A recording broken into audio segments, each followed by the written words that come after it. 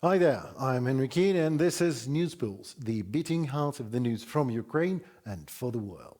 Hungary is blocking the start of negotiations on Ukraine's EU membership. Who would ever doubt? This was reported by Radio Liberty. Ukraine was supposed to start negotiations on joining the European Union this week. Earlier, the Hungarian minister for EU affairs said that Budapest intends to hold a national referendum, no less, on Ukraine's membership in the European Union before the summer. Kristina Dombrovska will tell you more about the whole thing.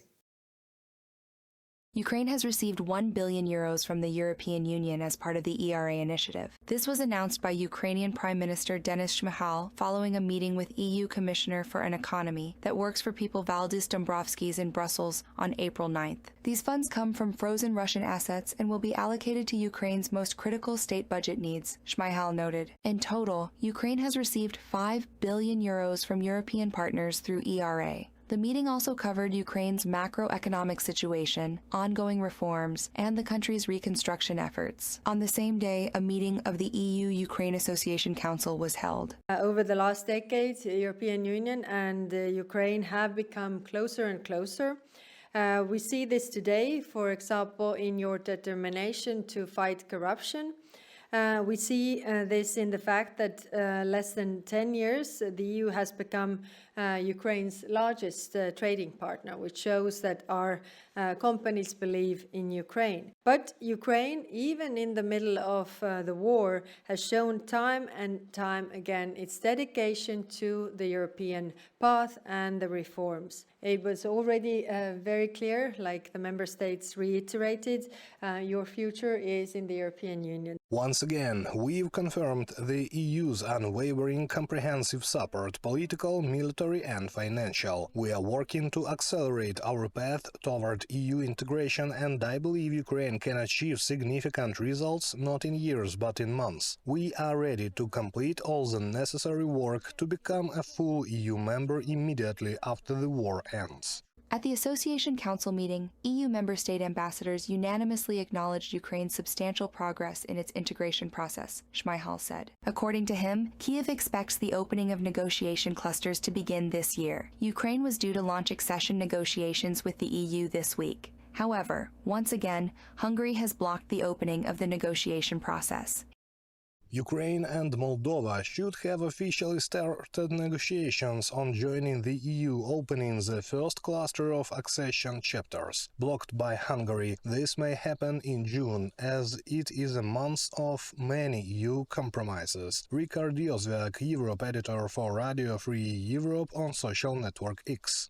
In early March, Hungarian Prime Minister Viktor Orban announced plans to hold a national referendum on Ukraine's EU accession to gauge public opinion. However, the vote would be consultative, not legally binding. According to Polski Radio, support for Ukraine's EU membership is growing in Hungary. This was confirmed by the results of a Republican Institute poll published on April 7th. The government of Viktor Orban has launched a postal vote on Ukraine's accession to the European Union. It took place against the backdrop of a government propaganda campaign aimed at showing the negative consequences of Ukraine's accession to the EU. The authors of the poll suggest that if undecided respondents are excluded, the ratio will be 51 to 49 in favor of supporters of Ukraine's accession to the EU. This contradicts the campaign conducted by the Hungarian authorities, from the Polski Radio publication. Viktor Orban has repeatedly blocked key EU decisions on supporting Ukraine. Estonian Foreign Minister Margus Tsahkna recently stated that the EU is close to stripping Hungary of its voting rights in the European Council, particularly due to Budapest's unwillingness to extend EU sanctions against Russia and other key foreign policy and security measures. Let's be honest, it takes two major players to divide the Union, but with Hungary we're dealing with a weak country that has chosen to be part of Putin's team, not our European one. However, Article 7 of the Treaty on European Union allows a member state to be stripped of its voting rights if its actions threaten the security of Europe and its members. That is exactly what Orban is doing. Margus Tsahkna, Minister of Foreign Affairs of the Republic of Estonia, in an interview with Germany's Rheinische Post. As European Council President Antonio Costa has previously stated, Hungary's anti-Ukrainian stance has isolated it from the EU consensus and placed it in opposition to all other member states. He emphasized that one isolated country cannot divide the European Union. Reported by Kristina Dombrovska, UATV News. Ukrainian soldiers destroyed a Russian multi-million-dollar costed Tu-22M3 bomber, which Russian occupiers used to bomb Ukraine with a single UAV drone. This was confirmed by the Commander-in-Chief of the Armed Forces of Ukraine, Oleksandr Syrsky. He also said confirmed that the military now begin to receive drones on fiber optics with the 20-kilometer-long cables. The Commander-in-Chief is confident that the situation at the front can radically change already in 2-3 months' time. My colleagues will tell you more about how Ukraine uses its drone to defeat the enemy.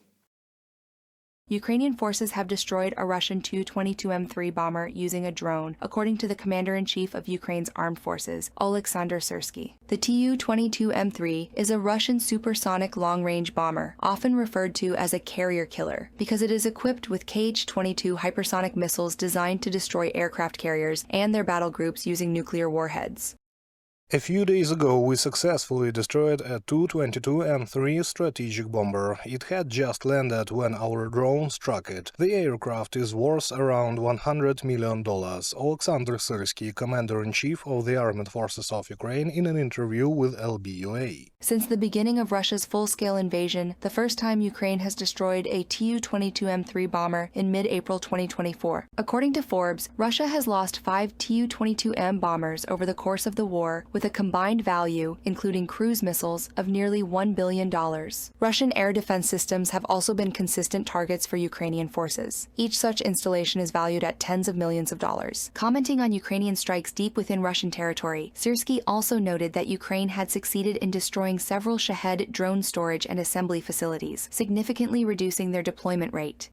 We launched a number of successful strikes on airfields, forcing the enemy to relocate their aircraft deeper into Russian territory. While previously stationed 100 to 150 kilometers from the front line, now their aircraft are positioned 200 to 300 kilometers away, at bases like Engels and Shaykovka. The Russian Navy is effectively locked in Novorossiysk. Occasionally they attempt to break out, but it's a serious challenge for them. They know they are constantly under threat from our strikes. Oleksandr Syrsky, Commander-in-Chief of the Armed Forces of Ukraine, in an interview with LBUA. On the battlefield, drones are playing an increasingly critical role each month. Ukraine is actively ramping up domestic drone production, with some UAV models now replacing expensive traditional weapon systems that took years to develop.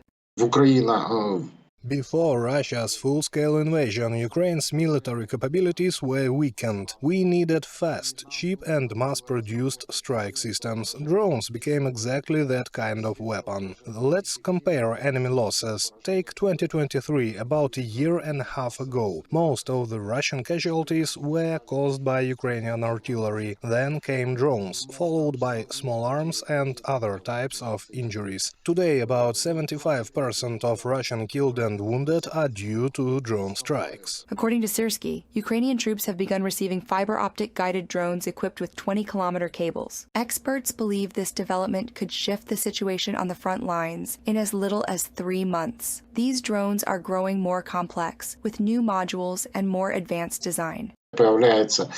We are seeing inertial flight segments now, as well as seeker heads that no longer require operator control, eliminating the need for constant communication between the operator and the strike system. This is also happening with drones and anti-tank missile systems. Fiber optic control is becoming more common. It's not exactly a new concept for drones, but this direction shows that drones have a promising future. Ukrainian President Volodymyr Zelensky recently announced that 11 Ukrainian companies have mastered the production of fiber-optic drones. Since the beginning of this year, more than 20 certified models of such drones have been developed. We're ramping up drone production across the full spectrum, from small Mavic-style UAVs to long-range drones. We're also increasing our capacity to produce robotic ground systems. What we need is a steady, continuous increase in production and reliable supply of all drone components requirements for our military. The outlook for this year is promising. Ukraine's defense industry has also unveiled a new drone designed specifically to intercept Russian Shahed drones. Footage of the drone was published by President Zelensky on social media. It was demonstrated to a visiting Belgian delegation as part of an introduction to Ukraine's defense technology advancements. The drone has a top speed of 200 km/h and can operate at altitudes up to 5 kilometers. Developers are calling it the most effective Shahed interceptor. Over the past 2 months alone, this drone has taken down more than 20 Russian UAVs, reported by Victoria Smirnova, UATV News. This year, Russia will probably be forced to spend more on a full-scale war against Ukraine that was planned for it in 2025 state budget. The reason is high inflationary pressure, of course, according to the UK Ministry of Defense.